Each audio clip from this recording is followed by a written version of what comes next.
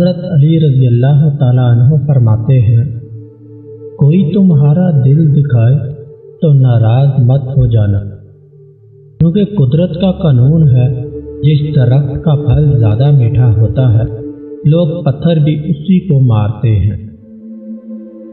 صبر ایک ایسی سواری ہے جو اپنے سوار کو گرنے نہیں دیتی، کسی کے قدموں میں اور نہ ہی کسی کے نظروں میں۔ جب آپ ہمت ہارنے لگیں تو بس کچھ پل کے لیے یہ بات سوچیں، یہ دنیا ہے، جنت نہیں۔ یہاں ہر شخص کو امتحان کی بٹی میں خود جلنا پڑتا ہے۔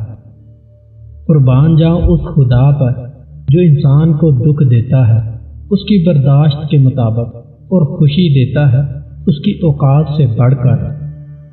لوگ پیار کے لیے ہوتے ہیں اور چیزیں استعمال کے لیے۔ بات تب بگڑتی ہے جب چیزوں سے پیار کیا جائے اور لوگوں کو استعمال کیا جائے۔ حضرت محمد صلی اللہ علیہ وآلہ وسلم سب سے زیادہ خوبصورت اور حسین تھے۔ حضرت علی رضی اللہ تعالیٰ عنہ فرماتے ہیں کہ میں نے آپ صلی اللہ علیہ وآلہ وسلم جیسا نہ پہلے کبھی دیکھا اور نہ بعد میں۔ بے نسلیں لوگوں کی سب سے بڑی نشانی یہ ہوتی ہے کہ تم جتنی انہیں عزت دو گے وہ اتنی ہی تکلیف دیتے رہیں گے۔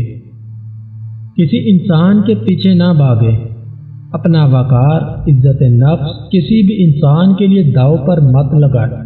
آپ کا وقار ان سے کہیں زیادہ قیمتی ہے۔ زندگی میں خود کو کبھی کسی انسان کا عادی مت بنانا، کیونکہ انسان بہت خود غرض ہے۔ جب آپ کو پسند کرتا ہے تو آپ کی برائی بھول جاتا ہے، جب آپ سے نفرت کرتا ہے تو آپ کی اچھائی بھول جاتا ہے۔ اپنے بہترین وقت کو نماز میں وقف کرو، کیونکہ تمہارے سارے کام تمہاری نماز کے بعد قبول ہوں گے۔ جہاں آپ کی عزت نہ ہو وہاں مت جاؤ، چاہے وہاں کھانا آپ کو سونے کی پلیٹ اور چاندی کے چمچ میں ہی کیوں نہ دیا جائے۔ خاموشی ایک عظیم نعمت ہے، خاص طور پر اس وقت جب اختلافات زیادہ ہوں، آوازیں بلند ہوں، علم کی کمی ہو اور دلیل کی کوئی اوقات نہ ہو۔ اگر تم کسی کے ساتھ بھلائی کرو اور تمہیں اس کا بدلہ برائی کی صورت میں ملے تو سمجھ لو کہ تمہاری نیکی قبول ہو گئی۔ کامیابی حوصلوں سے ملتی ہے، حوصلے دوستوں سے ملتے ہیں، دوست مقدر سے ملتے ہیں اور مقدر انسان خود بناتا ہے۔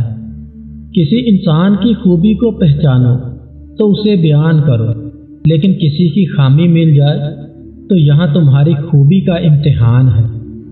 ادار سے بچ کر رہو، کیونکہ یہ راتوں کو غم اور دن کے وقت ذلت اور خواری کا باعث بنتا ہے۔